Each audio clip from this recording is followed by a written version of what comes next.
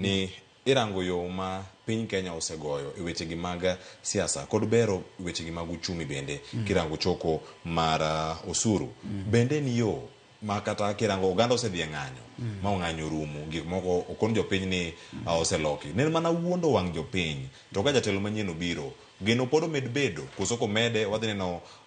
round machielo mago mag ng'anyo e kindegi kanyo wabiro bire nikech saa asaya mwatimo gimoro nyaka wang'e ni wan wawegi wan wadwaro ang'o to ere kaka wayudo gima wadwaro nikech ibiro yudo ni wadwaro ni mondo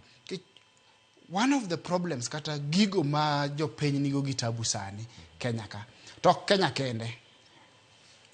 pinje ma Afrika ka ng'enygi nitie gimiluongo ni IMF International Monetary Fund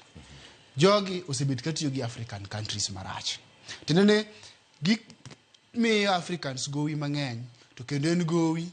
mimi kabeche ni malo tindene kata mana interest rates ni malo to kata payment terms en ni kaka idwoko gowi ni bende ok gin e yore ma flexible tindene ok gin e yore ma malonyore kata yore minyalo dol kata yore minyalo timruok nade minyalo loki tindene komigo to migo gi chikege to chikege gi ema hinyo waga ka nyi neno ka dhano timre nade gokoko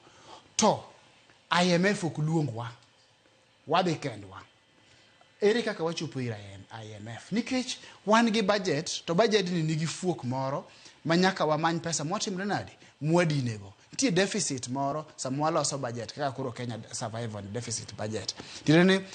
waloso budget kata mar adwa tiyo gi example mag figures matino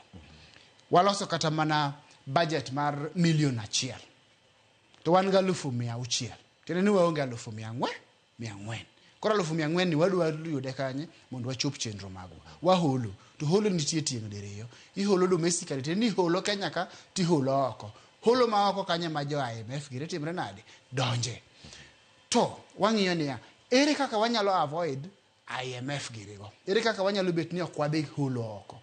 tiende ni kwachoko wa bende marwa moromo wach riembo chenro wa to kanye musuru timre nade donje